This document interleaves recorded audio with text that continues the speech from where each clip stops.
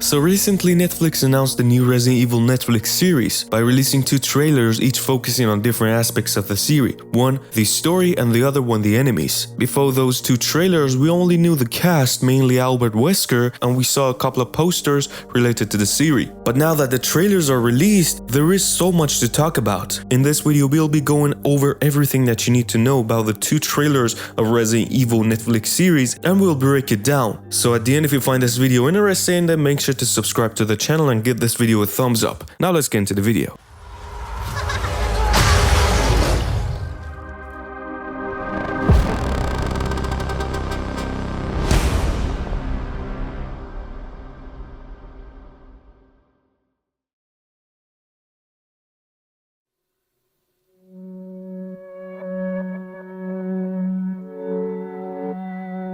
So as I said, there are 2 trailers released, one focusing on the story and the other one focusing on the enemies. So let's start with the first trailer. As the first trailer starts, we can see Albert Wesker's daughters, Billy and Jade, and Albert Wesker, who is driving to the new Raccoon city. Here is where we can see Umbrella's logo all over the place. The city is also designed like the Umbrella's logos itself, but instead the main lab is visible instead of it being hidden underground. It is actually located in the center. Then we can see Wesker doing experiments, because we all know he's a scientist. But this Wesker seems a lot chill. And it's also worth mentioning that his past is what we all know. And somehow in this universe, he has survived the volcano fight with Chris. But also this series is not canon. And we can see him doing experiments on rats. It is most probably T-virus. I don't know why, but I have a kind of feeling that he's trying to find a cure. Anyway, this scene specifically also reminds me of I Am Legend.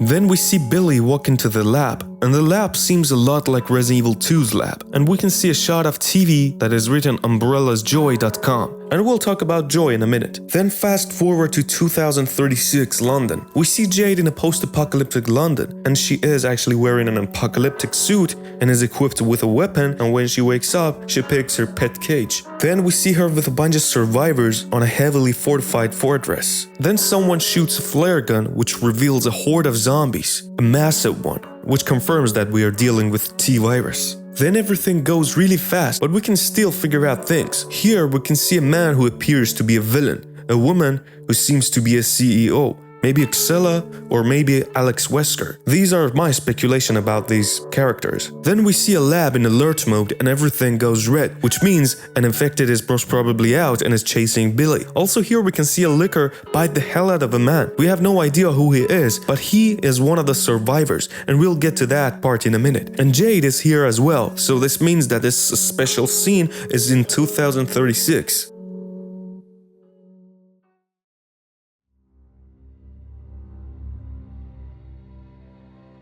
We can also see Albert Wesker in this lab as well when everything goes red, so there is a possibility here. Wesker has been doing experiments when something goes wrong, and a zombie or a licker, maybe a tyrant, comes out of nowhere and chases Billy. So things could go 2 ways right now. Jade gets killed, which I don't think happened, but is still possible because we don't see Jade in 2036, or someone helps her out. Now this one could be a tyrant as well, because it looks like the tyrant from Resident Evil 1 that was in a cage of water or something.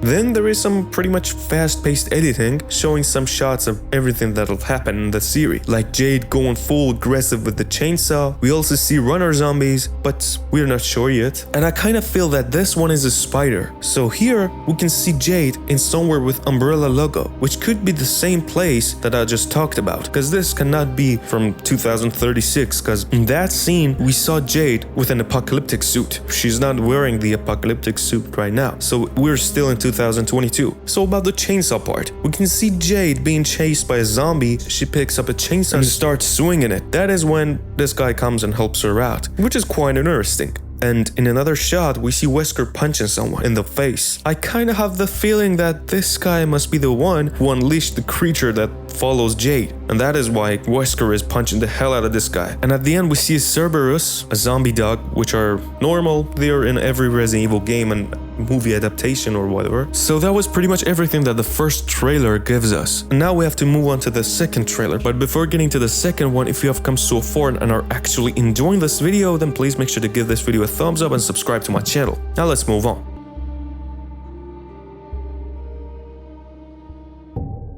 So now, the second trailer shows Wesker and the CEO woman introducing Joy, a pill which lowers anxiety, increases brain functionality, and also cures OCD, so it is overly an anti-depression pill. But there is a downside to this one. It contains T-virus. Then we fast forward 14 years, showcasing enemies developed by T-virus. Zombies, spiders, Cerberus, lickers, runner zombies, and a big one that I have no idea what that is. So then we come back to the first place, where the lady says that's what's going on the warning label. So this means that they are gonna be making this medicine, and people would consume them, and then we all know what happens. The T-virus spreads and the zombies and stuff.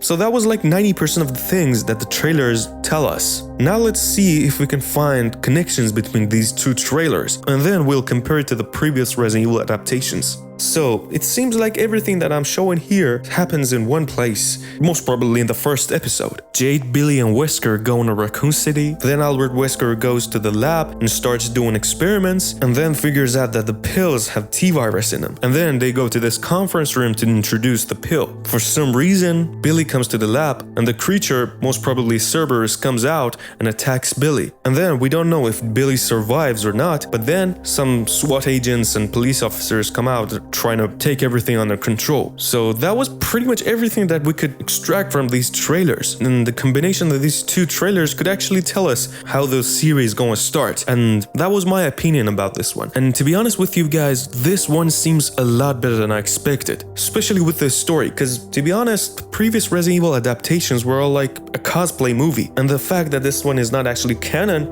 makes it stand out even more. Because, you know, they're doing their own thing, not like taking different aspects of Resident Evil games and making their own one. Because, I mean, Resident Evil Welcome to Raccoon City was absolute crap. And if you're planning to watch it, I'm telling you right now, you're gonna waste your time. Don't even go near that one. But I'm actually positive about this one, because I feel like the story is different, and I kind of have a feeling that it's gonna be more interactive. And now is when I'm gonna stop this video and ask you guys out. Well, how do you feel about these two trailers? Do you have the same feeling as me? If you do, make sure to comment down your ideas down below. And if you have come so far and enjoyed this video, then make sure to give this video a thumbs up and subscribe to my channel. I'm a Raccoon City survivor, and as always, thanks for watching.